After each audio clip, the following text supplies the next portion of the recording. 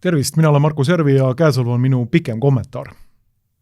Ilmselt olete kuulnud prantsuse filosoofi ja natukene hiljem ka revolutsiooni inspiratsiooniallika Jean-Jacques Rousseau õilsast metslasest, kes on vaba tänapäeva tsivilisatsiooni köidikutest ja sellega seonduvalt ka kõikidest selle pahedest.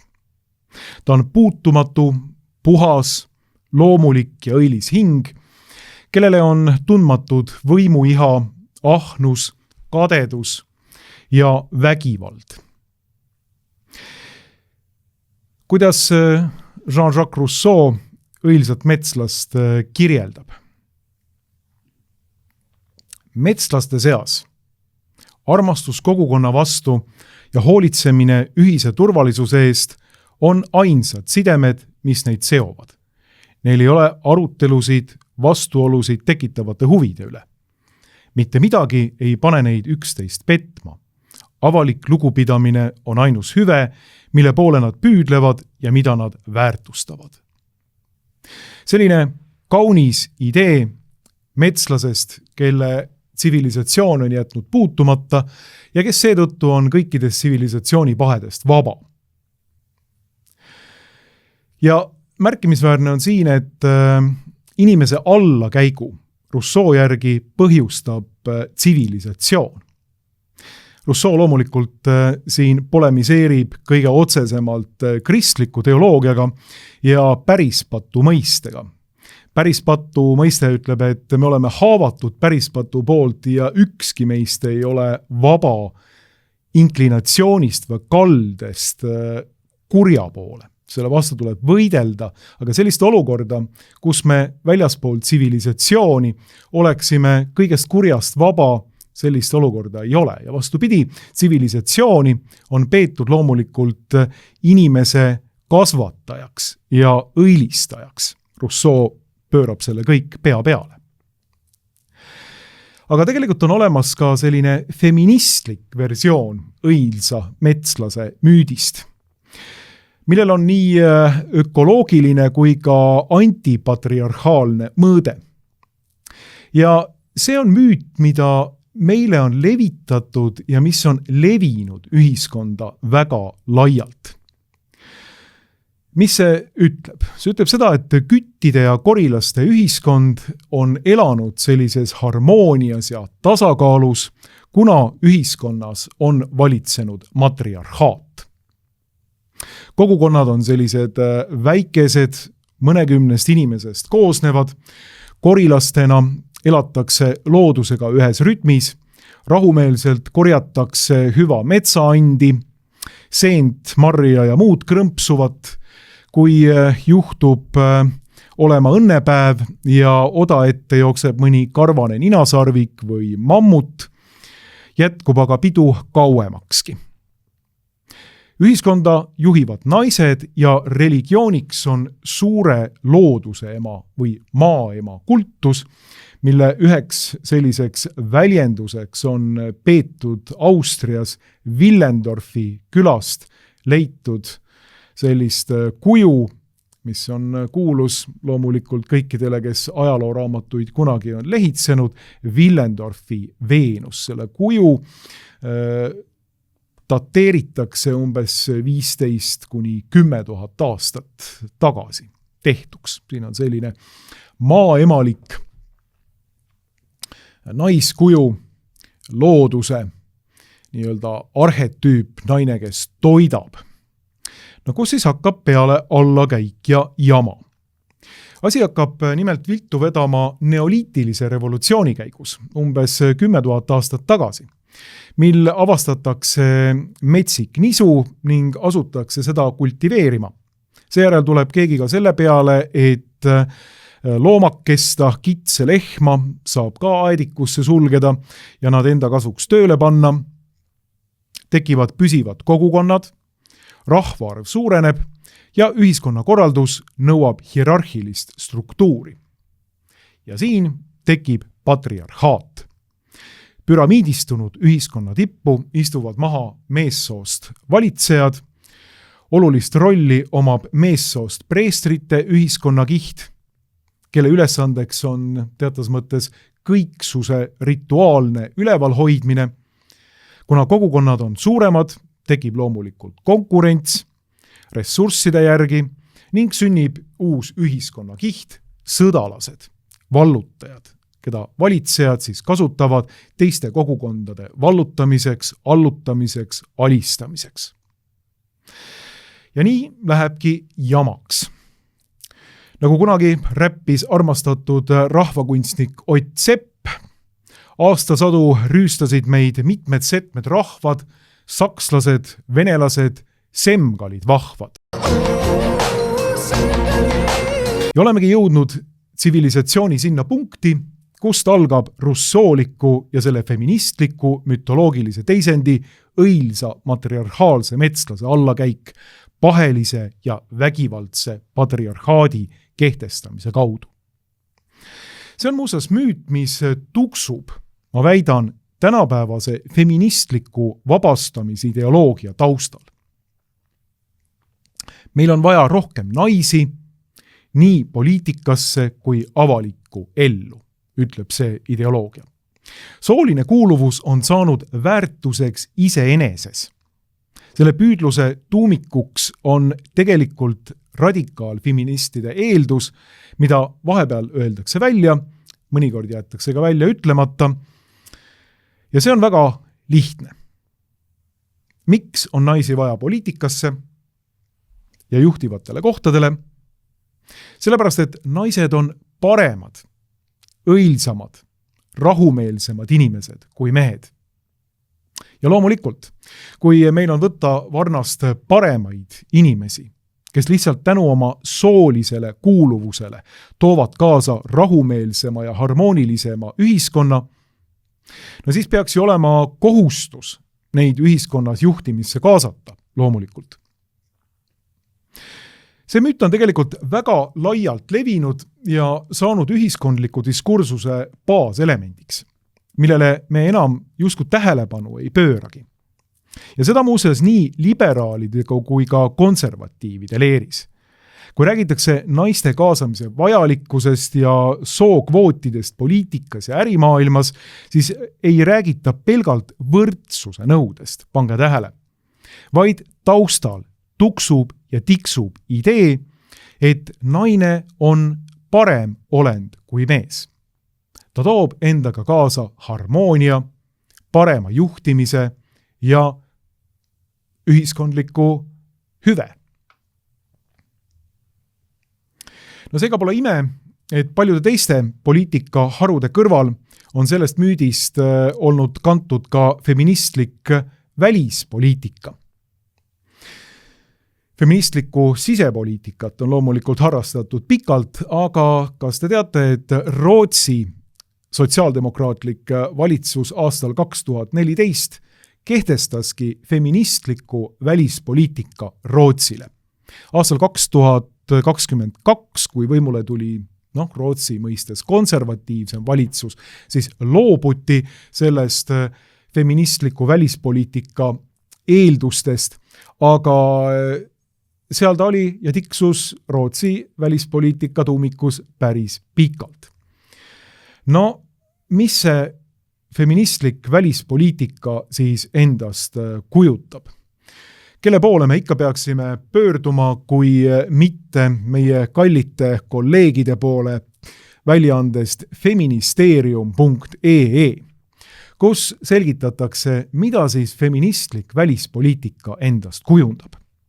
Siin räägib selline isik nagu Kadi Raal välispoliitikast. Feministlik pilk aitab julgeoleku ja geopoliitika küsimusi laiendada.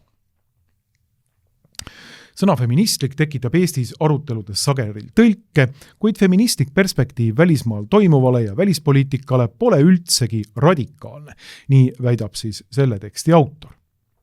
Ja feministlikus väljaandes Feministeerium ongi meil siis selline rubriik nagu välisilmateade, kus autor Kadi Raal hakkab kord kvartalis asju ajama feministlikust välispoliitikast lähtudes ja kommenteerima. Ta ütleb, et feministlik välispoliitika pole päris välispoliitika vastand. Feministlik välispoliitika kõlab paljudele provokatiivselt, just kui oleks see miski, millele päris välispoliitika kõrval mõelda alles siis, kui julgeoleku, sõjalise võimekuse ja diplomaatiliste kriisidega seotu on lahendatud. Raali arvates on selline vastandamine vale. Feministlik välispoliitika on tema sõnul traditsioonilise välispoliitika laiendus, sest kohustab riikide ja liitlassuhete kõrval vaatama ka seda, kuidas otsused mõjutavad naisi ja teisi marginaliseeritud kogukondi. Ehk siis välispoliitika keskmesse teatavas mõttes tõstetakse naiste heaolu. Feministlik välispoliitika ei tähenda, et me ei tegele nii-öelda tõsiste teemadega, ütleb Raal. See hoopis aitab julgeoleku ja geopoliitika küsimusi laiendada. Ja nii edasi, ja nii edasi, ja nii edasi. Näiteks kliimakriisis saavad kõige valusamalt, ütleb Raal, pihta need, kel on vähem ressursse ja halvem ligipääs teenustele. Seetõttu langeb koormus sageli ebaproportsionaalselt naistele ja teistele marginaliseeritud rühmadele, toob Raal näite. Ükski otsus ei mõju kõigile ühtemoodi, feministlik välispoliitika aitab seda nähtavaks teha. No võiksin siit lugeda veel pikalt ja laialt, ka Raal räägib siin Rootsi õppetunnist, kuidas feministlik välispoliitika aastal 2014 tõstis Rootsi oma ala nii-öelda tõeliseks liidriks. 2022. aastal selline eksperiment tõesti lõpetati ja meil on tegelikult ilusaid kaadreid sellest, kuidas Rootsi feministlik välispoliitika külastab islamimaid, kus Rootsi feministidel kõikidel on ilusti, kui mitte burka peal, siis vähemalt ilusti sall kaelas. Huvitav küll, et keegi teine neid selleks ei suuda sundida, aga islam paneb küll ka Rootsi feministid ilusti oma pead katma ja salliga mööda Araabia maade diplomaatilisi koridore liikumas. Neid oli seal siis kuskil 4, 5, 6 tükki neid Rootsi diplomaatilist esindust, kõik naised, kellel ilusti sallid kaelas. Ma praegu ei ole leidnud seda pilti üles, aga see on omaette vaatamisväärsus. See on umbes samasugune vaatamisväärsus kui feministide ralli, kus karjuti ühe kõneleja poolt, kellel oli ka natukene lauluandi. Lauldi siis tõepoolest Allahu Akbar.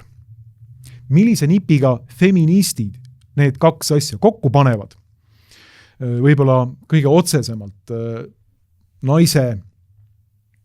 naisi ahistavama religiooni islami ja feministlikud püüdlused, see on juba omaette matemaatika, mida peaks siis ilmselt otsima siit feministeeriumi külgedelt ja välisilma teatest. Kuidas need kaks asja ilusti siis kokku käivad? Minule jääb see loomulikult müsteeriumiks ja ma arvan, et igale teisele mõistuslikule inimesele samuti. Kui me räägime feministlikust välispoliitikast, siis ei ole juhus, et esiteks sellisele müüdile, mida ma siin alguses rääkisin, aga ka feministliku välispoliitika alusprintsiipidele toetub ei keegi muu kui meie Euroopa Liidu kõrge välisesindaja Kaja Kallas. Ta on korduvalt rääkinud meile sellest, et naised poliitikas on eriline väärtus, mis toob kaasa erilise kvaliteedi. Puhtalt sellepärast, et naised on naised. Mitte sellepärast, kes nad on hariduselt, mitte sellepärast, millised on neile isikuomadused, mitte sellepärast, millised on neile poliitilised kalduvused ja poliitilised suunitlused, vaid puhtalt sellepärast, et tegu on naistega. Alles hiljuti tuli Kallas välja sellise ideega, et naised on meestest parimad või paremad rahu läbirääkijad. Mis sa selle peale oskad kosta? No, kuulame meie kõrget väliseli esindajat ennast. And then this cycle just continues. And by the way, there are also studies that where women are part of the negotiations, these peace agreements actually last longer. And I mean, the picture that we saw also from the US-China talks, a lot of masculinity in that room, right? Is this a subtle application? Ja nii edasi. Ehk siis Kaja Kallas tuleb välja ideega, et ühe uurimuse järgi tõepoolest siis naiste poolt tehtud rahu läbirääkimised kestavad kauemini. Selline olukord. Mina olen aga veendumusel, et kogu see müüt lihtsalt soopõhisest, esiteks mingisugusest paremusest poliitikas või paremast kvaliteedist tuleb tegelikult otsustavalt lammutada. Ja seda ei lammuta mitte keegi paremini, kui juhtivatel kohtadel olevad naised ise. Kaasa arvatud Euroopa kõrge välisesindaja Kaja Kallas. Vaatame nüüd natukene neid väljaütlemisi. Vaatame natukene seda poliitikat, mida on aetud. Ja viimased 4-5-6 aastat on meile näidanud seda, et meil on olnud Eestis esimene naispresident, Kersti Kaljulaid. Siis on olnud esimene naispeaminister, Kaja Kallas. Ja nüüd on siis esimene, ma ei tea, kas ta on esimene seal, aga igal juhul naine ta on. Ja jah, nüüd on soohkuse kuu, et võib-olla ma ei peakski sugu siin eeldama. See on ka tänapäeval ärklevates ringkondades selline suur surmapatt, kui kellegi sugu lihtsalt niisama eeldatakse tema välimusest. Aga mina võtan selle riski ja ütlen, et tõepoolest Kaja Kallas on ise ennast naisena defineerinud ja ütleme siis tõepoolest, et naine on midagi poliitikas, mis puhtalt iseenese pärast on väärtus iseeneses. Ja tõepoolest, selle müüdi on dekonstrueerinud ära naised ise. Ehk siis Kaja Kallas tõesti on Euroopa Liidu kõrge välisesindaja. No, mida me nüüd oleme nende aastate jooksul siin näinud või selle 1,5 aasta jooksul siis, lähedal 2 vist, kui ta on olnud Euroopa Liidu kõrge välisesindaja. Kui päris ausalt ütelda, siis on sellega seonduvalt häbi olla eestlane. Sellepärast, et kõik mõistuslikud inimesed vaatavad Kaja Kallase esinemisi ja iga kord, kui Kaja Kallas kuskil esineb, siis on peaaegu garanteeritud, et sealt tuleb järjekordne geopoliitiline totrus või lihtsalt totrus ilma geopoliitilise eesliitleta, mida esitetakse sellise täiesti kriitika vaba nartsitsismiga. Ja ma ei tea, kas Kaja Kallas on vist ainukene Euroopas, kes sellest aru ei saa. Aga kui vaadata kommentaariumi, eksi sotsiaalmeedia kommentaariumi või ükskõik millist muud kommentaariumi, siis me näeme, et Euroopa on aru saanud, millise inimesega tegelikult tegu on. Sellel on muidugi ka teine pool, et mitmed kommentaatorid on rääkinud seda, et Kaja Kallase esinemised on parim näide sellest, milline on euronomenklatuuri tegelik olemus ise. Ja ei ole parimat näidet sellest, et euronomenklatuur Kaja Kallase esituses on põhimõtteliselt nürimeelne, nartsitsistlik, rumal ja ennast täis. Kaja Kallas ise on olnud selline inimene, kes on näidanud, kuidas Euroopa diplomaatilises ladvikus olles on ta tagunud ja dekonstrueerinud selle müüdi rahumeelsest naisest, kes toob endaga kaasa harmooniat ja heaolu. Kui me vaatame isegi Eesti poliitikat, no siis on muuseas üks ühine joon, nii Kersti Kaljulaidil kui ka Kaja Kallasel. Kriitikavaba nartsitsism ja selline jultunud ühiskonna ja oma seltskonna närvi ajamine ja lõhestamine. Ükskõik, kuhu Kersti Kaljulaid on maandunud, on ta seal esinenud niimoodi, viimati siis olümpiakomitees, et ta on ajanud lihtsalt inimesed närvi. Ja inimestele on ta käinud nii närvi, et Eestis tal teist presidendi aega loomulikult ei võimaldatud. Isegi liberaalid said kõrini temast.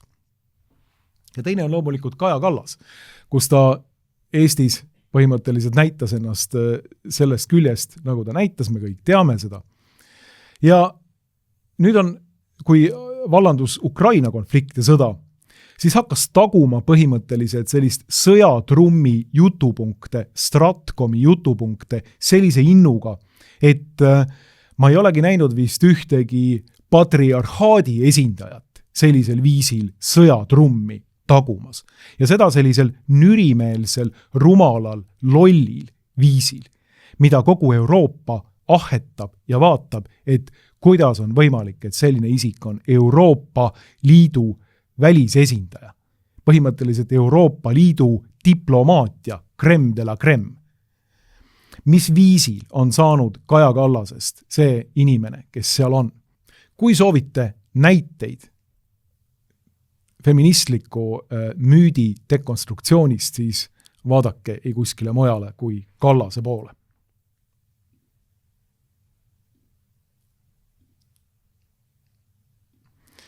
No toome mõningaid väljaütlemisi. Näiteks 2025. aastal, eelmisel aastal, ütles Kaja Kallas, et Ukraina rahuga peab kaasnema Venemaa sõjaväe suuruse piiramine.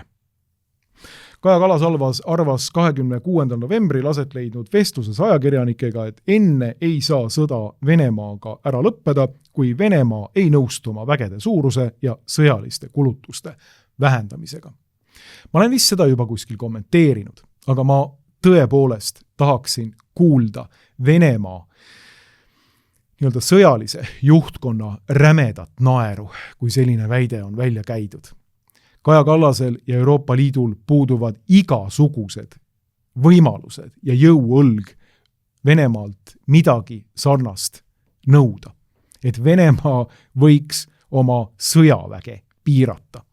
Praegu Venemaa on Ukrainas jõudmas põhimõtteliselt ilmselt USA-ga mingisugusele kokkuleppele ja asjad võivad päädida seal rahuga ja Ukraina territooriumi loovutamisega, aga meil on siis selline täiesti mängust väljas tegelane nimega Kallas, kes ütleb, et nüüd tuleb hakata Venemaa sõjaväge piirama.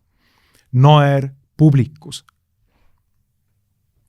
Ja mitte ainult publikus, vaid ka arvestatavate ajakirjanike väljaütlemistes.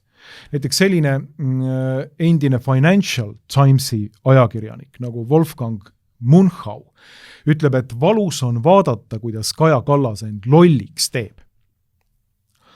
Valus on vaadata, kuidas EL-i välis- ja julgeolekupoliitika kõrge esindaja Kaja Kallas teeb end lolliks hüpliku informeerituse ja sõda õhutava retoorikaga, millel puudub igasugune strateegiline sisu, ütleb Munchau.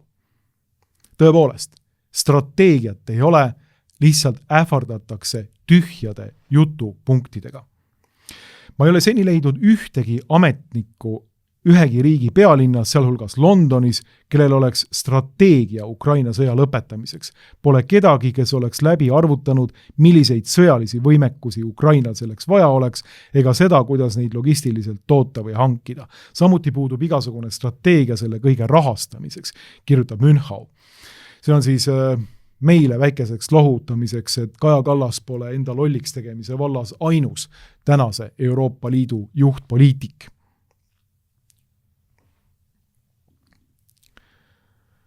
Mind ei üllata, et eurooplastel pole omaenda strateegiat sõja lõpetamiseks. Nad tahavad üksnes rahuprotsessi nurjata, kuna neil pole selget plaani, kuidas hakkama saada sõjajärgse Ukrainaga, ütleb selline ajakirjanik nagu Munchau.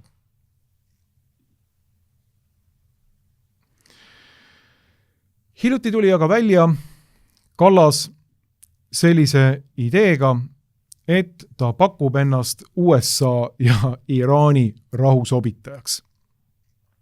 Mina kommenteerisin seda sotsiaalmeedias sellise postitusega, et head inimesed, kui teil veel ei ole bensiinikanistrit ostetud, siis hankige see nüüd kiiresti, minge lähimasse bensiinijaama ja kallake see täis teie autole sobivat kütust, diislit või bensu.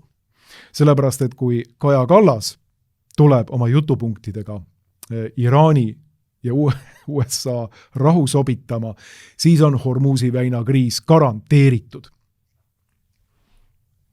Eriti olukorras, kus Kallas on välja tulnud ka sellise väljaütlemisega, et Euroopa Liidul tegelikult pole Lähis-Ida strateegiat, sest olukord on segane. Saite aru? Praegu on olukord selline, et Euroopa Liidul puudub Lähis-Ida strateegia. Sellest hoolimata Kallas pakub ennast välja kui rahu sobitajat. Kuulame, mida kaldal siin öelda on.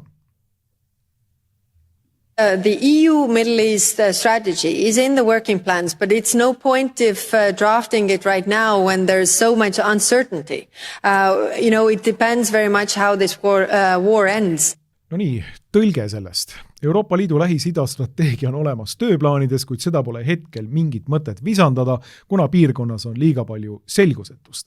Strateegia sõltub väga palju sellest, kuidas see Iraani sõda kõigil rinnetel lõppeb.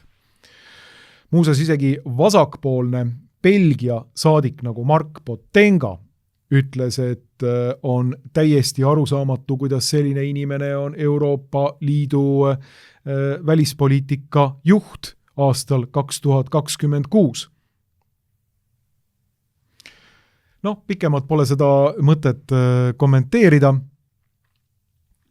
Kaja Kallas on inimene, kes on mitmetelt kommentaatoritelt saanud ka selliseid hinnanguid, nagu siin Itaalia vasakpoolselt kommentaatorilt, Toomas Faatsilt.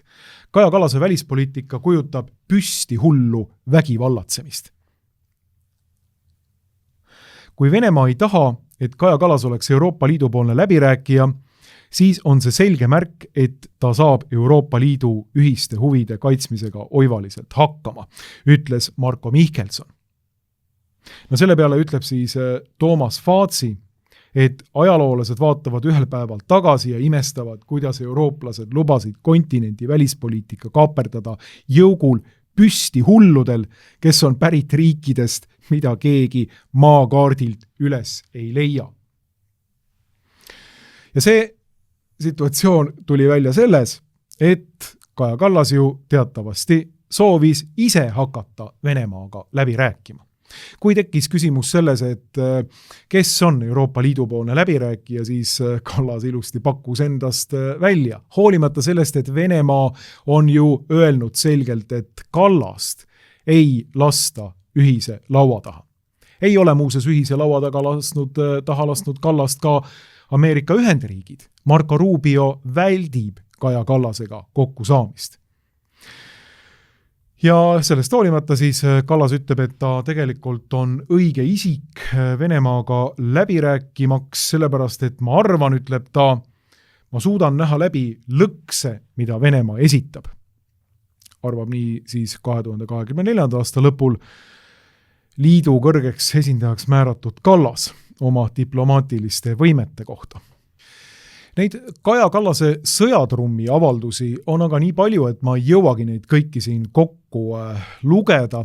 Üks nendest on see, kus ta lubab Ukraina sõja viia võiduka lõpuni, seda põhimõtteliselt kohe, kui ta Euroopa Liidu kõrgeks esindajaks saab.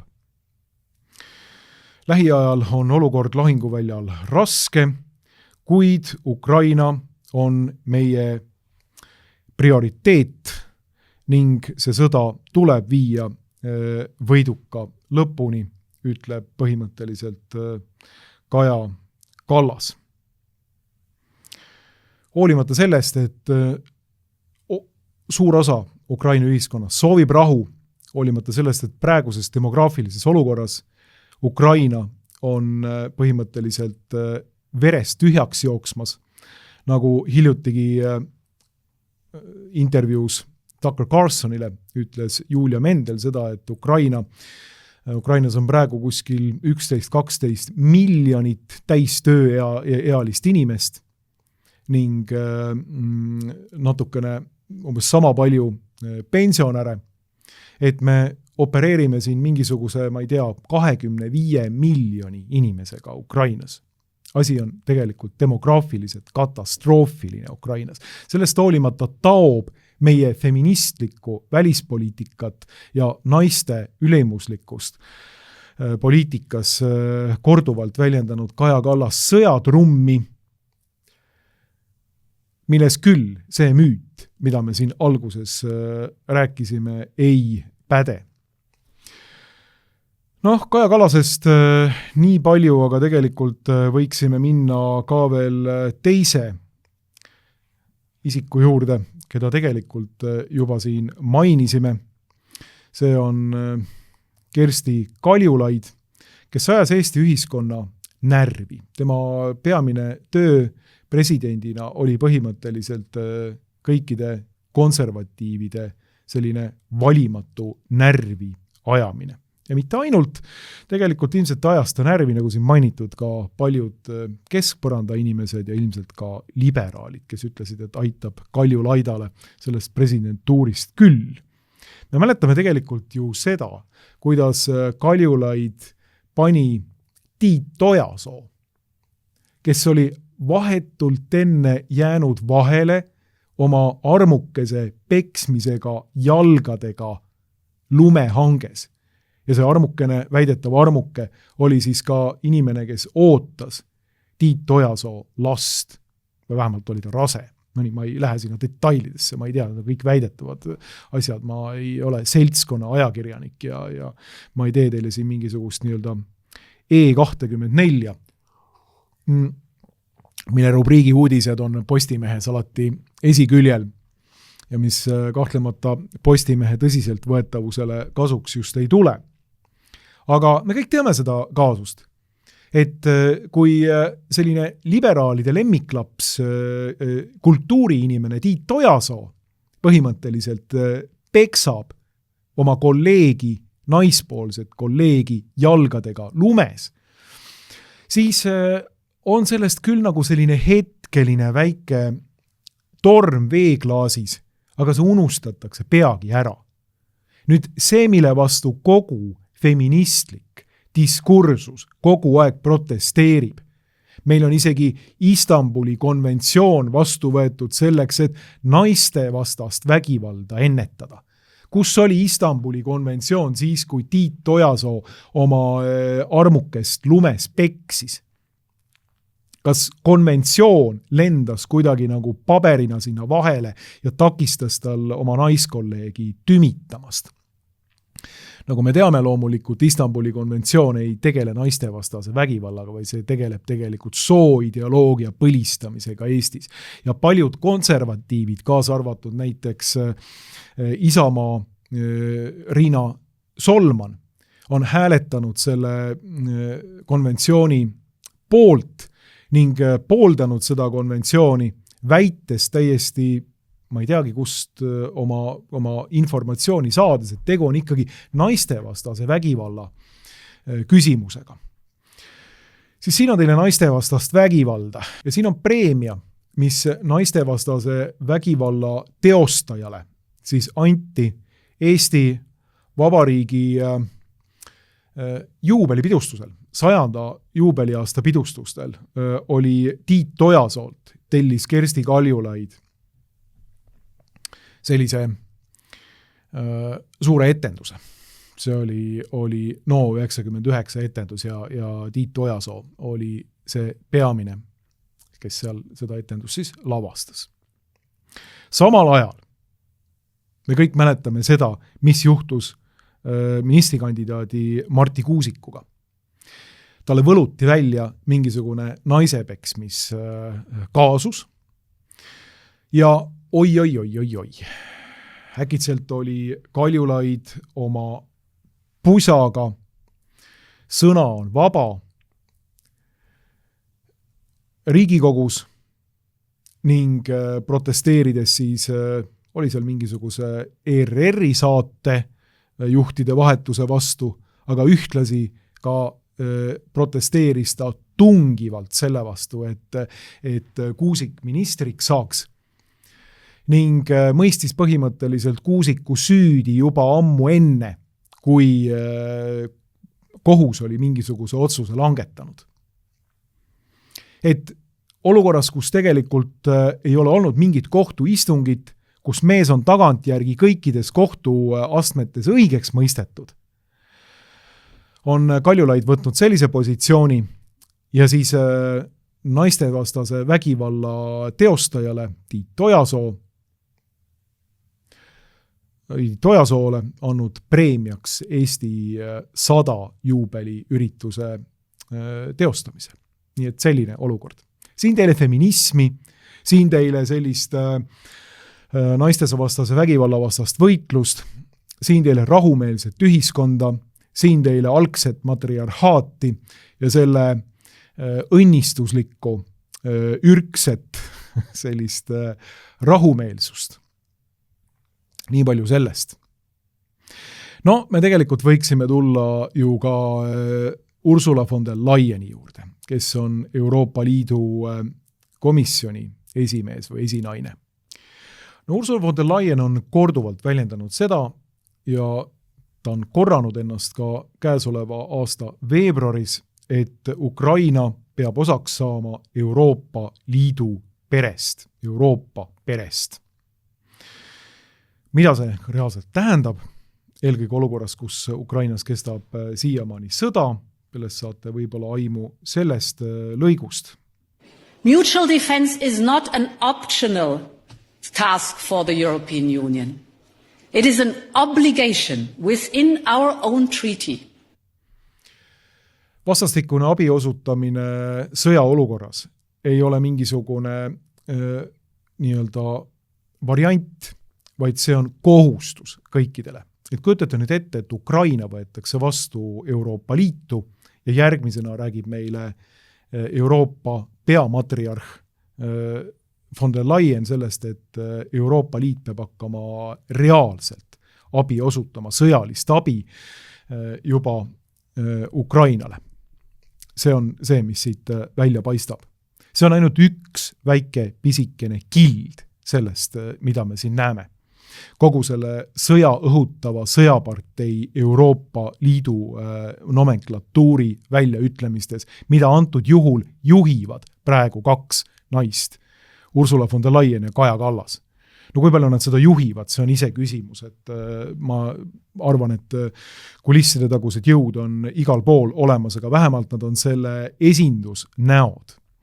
Ja see retoorika, mis sealt välja paistab, ei ole sellise feministliku ürgühiskonna ja matriarhaalse, rahumeelse ühiskonnaga kohe kuidagi ühte jalga käib. Ja mis meil siit vastu vaatab, ongi see, et kogu see seltskond on selle müüdi, et pelgalt soolisuse baasil võiksime jõuda rahumeelsema ühiskonnani ise ära dekonstrueerinud, kui kasutada Jacques Derrida mõistet.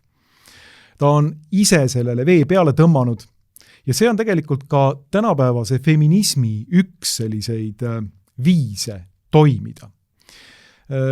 Kuigi räägitakse sellest rahumeelse ühiskonna vajadusest, siis üritatakse alateadlikult olla nii, nagu mehed on. Saada meheks poliitika areenil. Mitte tuua sinna nii-öelda naiselikku pehmust või mingisugust muud rahumeelset hoiakut. Ei. Peamised sõjaõhutajad tänases Euroopas, pange tähele, on naised. Ja seda olukorras, kus naised ise, Kaja Kallas ja Ursula von der Leyen ja kõik teised, kes siin räägivad sellest, kuidas me hakkame kohe Venemaaga tükeldama, Venemaaga sõja pidama, ise sõjaväkke ei lähe, ise rindele kahurilihaks ei paku ennast. parimal juhul need inimesed evakueeritakse siit välja ja nendel on kõik rahu, aga nemad panevad ja asetavad meie lapsed, meie enda pojad, tegelikult ka meie tütred, kes jäävad sõjale jalgu põhimõtteliselt sõjamasina lihaks. Ja see ajab mind lihtsalt marru. Siin on teile neid matriarhe, siin on teile neid feministlikke nii-öelda suuri eeskujusid, kes põhimõtteliselt provotseerivad Euroopa konflikti Venemaaga, kes, kui nad selle läbi saavad, provotseerivad konflikti, mille tulemusel võib Euroopast, aga kindlasti Baltimaadest järele jääda lihtsalt üks märg punane plekk. Meie lastest, meie sugulastest, meie perekonnast, meie rahvast, meie riigist. Siin on teile rahumeelseid feministe. Seda on lihtsalt tegelikult nagu jälk vaadata.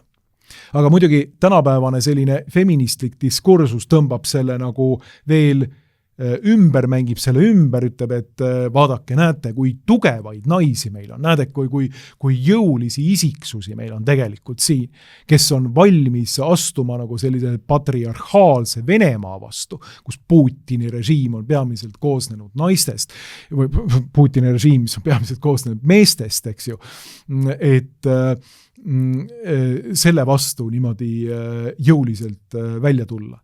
Ja meil on siis terve rida kommentaatorid, kes hoiavad Euroopas peast kinni ja ütlevad, et mis paganat siin toimub praegu. Kuidas on võimalik, et selline seltskond viib meid põhimõtteliselt avatud konflikti Venemaaga, maailma kõige suurema tuumajõuga. Nii et kui keegi kuskil on üldse dekonstrueerinud selle rahumeelse naispoliitiku müüdi, siis seda on teinud need Euroopa nomenklatuuri naised ise. No Kaja Kallas oskas isegi vahepeal iirlased välja vihastada, sellepärast et ta rääkis sellest, et me elame ohtlikel aegadel ja rääkis sellest, kuidas Eesti kannatused on tegelikult palju olulisemal kohal kui iirlaste kannatused. Iirlased, kes talusid sellise sadistliku inglise protestantliku imperialismi kätt oma turjal 19. sajandil, siis kus Stalin polnud veel sündinudki, võib-olla oli juba sündinud, aga igal juhul mehetegusid ei teinud, teostasid inglased Iirimaal holodomõrri, rahva süstemaatilist näljutamist. Ja Kaja Kallas oma geniaalse ajalooteadmisega tuli ja õpetas iirlasi, et kuidas tegelikult meie kannatused on olnud natukene olulisemal kohal kui iirlaste oma. No see vihastas välja loomulikult kõik iirlased. Thierry Godfriedi ütleb, et rumal ja fanaatiline Kaja Kallas on Euroopale ohtlik. Ning ta ei ole mitte ainus, üks Portugali politoloog ja ajaloolane Rafael Pinto Borges leiab, et miks on Kaja Kallas meile üldse vajalik. Ta ütleb, et kuigi Kaja Kallase töö Euroopa Liidus on olla diplomaat, ei saaks tema temperament selleks halvemini sobida. Meil on kogu artikkel objektiivis ära toodud. Siin räägib meile Portugali poliitik nii. Kaja Kallase töö on olla diplomaat, kuid tema temperament ei saaks sellest halvemini sobida, fanaatikuna puudub tal täielik diplomaatia kõige olulisem oskus. Võime vaadata probleeme kõigist vaatenurkadest ja kujundada lahendusi, mis vähemalt kuidagi ei solvaks. Mis vähemalt kedagi ei solvaks, vabandust. Välispoliitika eesmärk ei ole moraalne puhastumine, selle eesmärk on tagada käega katsutavad huvid nii hästi, kui seda võimaldab olemasolev jõudude tasakaal. Milleks meile siis proua Kaja Kallas vajalik on? Need on ohtlikud ajad, kahtlemata kõige ohtlikumad paljude aastakümnete jooksul.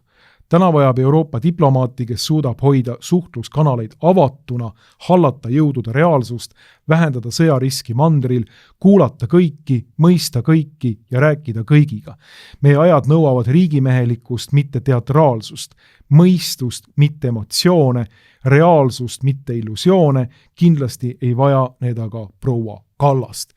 Ehk siis lühivastus sellele küsimusele, meil ei ole proua Kallast üldse Euroopa Liidu diplomaatia juhtrollis vaja. Ja seda räägib meile kes? Mitte keegi naine kuskilt, mitte mingisugune patriarhaadi vastu võitlev feminist, vaid üks Portugali mees, Rafael Pinto Borges, kes rahulikult, kainemõistuslikult, diplomaatiliselt arutleb selle üle, milline peaks olema Euroopa Liidu välispoliitika. Niisiis, igasugune soopõhine idee sellest, et antagu poliitikasse rohkem naisi ja meil on rahumeelne ühiskond, antagu diplomaatiasse ja juhtrollidesse rohkem naisi, kohe läheb paremaks, kõik rahukokkulepped kestavad paremini, pikemalt, elu on lõbusamaks läinud, rõõmsamaks läinud, kui tsiteerida vana vuntsi Joosif Stalinit, see on lihtsalt vale ja alatu vale ja need samad naised siin on selle üheks kõige parimaks näiteks. Tegelikult poliitikas on see olukord, et sool ei tohiks olla üldse mingit määravat rolli. Kui Euroopa ja Eesti üleüldse kedagi poliitikasse vajab, siis tegelikult, vabandage väljenduste eest, munadega mehi, kes on võimelised vastu seisma globalistide anglosionistlikule machinatsioonile, lööma rusika lauale poliitikas ja ütlema seda, et see Eesti ei lähe siin teie etturina sõtta Venemaa vastu. See on eluohtlik ülesanne. Kui keegi Eesti poliitik seda vastutaval positsioonil ütleks, ja ma ei kujuta ette, et see oleks naine, kui keegi Eesti mees seda vastutaval poliitilisel positsioonil ütleks, siis ta elu oleks ohus. Aga see ongi mehe töö. See ongi see, mida teatava nii-öelda mehise vaimuga mees suudab ette võtta oma riigi, oma rahva kaitseks. Ja need tädikesed siin, kes on allutatud anglosionistliku sõjaimpeeriumi tahtele ja kõikidele ja edastavad põhimõtteliselt selle impeeriumi jutupunkte kogu aeg, on ohuks meile kõikidele. Neil ei ole ei diplomaatilist arusaama sellest, kuidas diplomaatiat peab tegema ja neil ei ole ka mingisugust elementaarset, ma ütleks isegi siis, kasutame seda mõistet siis, emalikku, naiselikku arusaama sellest, et te pagan viite meid sõtta ja selles sõjas hukkuvad meie lapsed, riik ja rahvas. Et üks naine võiks ju ometi, kui me tuleme nüüd nagu naise loomuse juurde, võiks ju sellest aru saada. Aga siin on mingisugune seltskond pukis, kes keeldub sellest aru saamast. Ja tõepoolest, kui keegi tuleb edaspidi rääkima meile sellest, et me vajame rohkem naisi kuskile, siis me peame tegelikult ühiskonnana selle välja naerma. See on feministlik müüt, mis on levinud ka konservatiivide seas, kes vahepeal nagu patsutavad endale rinda, ütlevad, et oi, meil on Riigikogu fraktsioonis nii ja nii palju naisi. Mina küsiks, kes need naised seal on, mida nad teevad, mis on nende eesmärk, millised on nende intellektuaalsed ja moraalsed kvaliteedid. Täpselt sama ma küsin meeste kohta. Millist poliitikat nad esindavad, millised inimesed nad on, mille eest nad võitlevad, mis on neile püha.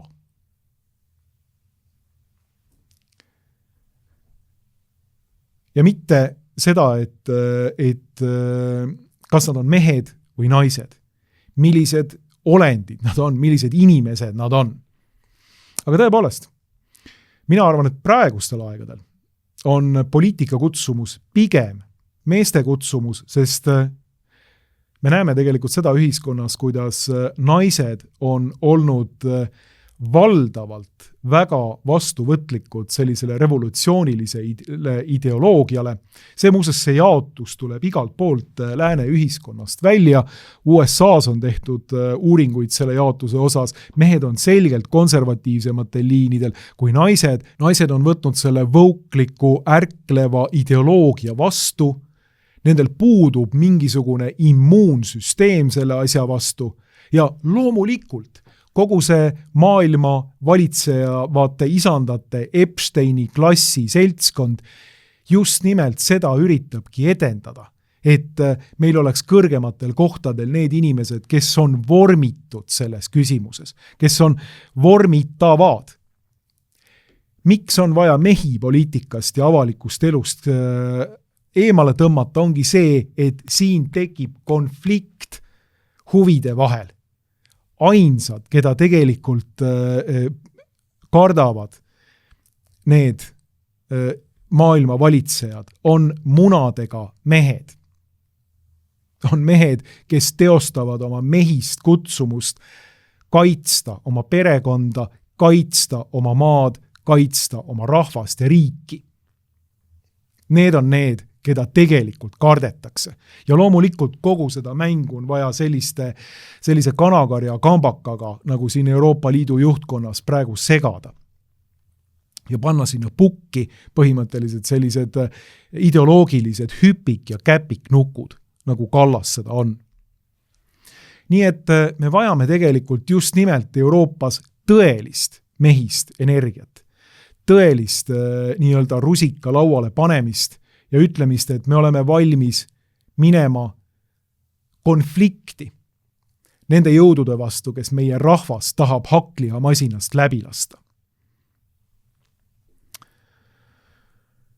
Kui keegi naine selle töö ära teeb, müts maha, palju õnne, aga ma kardan, et need, kelle kutsumus seda, või mitte kardan, vaid arvan, et need, kelle kutsumus seda tegelikult on teha, on mehed. Ma tänan teid selle kommentaari vaatamise eest ja loomulikult tänan kõiki, kes seda kommentaari on oma enda annetusega toetanud. Muuseas tulen välja ka sellega, et meil on praegu Objektiivi kevadkampaania käimas, nii et palun toetage Objektiivi. Kõik teie annetatud iga euro läheb Objektiivi ülevalpidamiseks. Vajutage Objektiivi lehel anneta nuppu. Siit saate teha siis kas igakuise või ühekordse annetuse meie portaalile. Ma saan aru, et tegelikult valevalitsuse viljastavates majanduslikes tingimustes on inimestel raha üha vähem käes ja see näeb ka välja muuses ka selles annetusnivoos, mis liigub päris aeglaselt, aga ma tõesti palun kõiki, kes Objektiivi loevad, toetada meie portaali tegevust, sest ega ilma selle teie toetuseta me seda portaali teha ei saa. Et meie toimetajad, meie kaastöölised, meie üüripinnad, palgad lähevad kõik teie toetustest, nii et suur tänu teile, kes te seda olete juba teinud ja kes te kavatsete seda teha. Loomulikult ka seda kommentaari saab siis eraldi toetada. Ja tänan ka kõiki neid, kes seda on teinud. Aga ma tänan veel kord ja järgmiste kordadeni.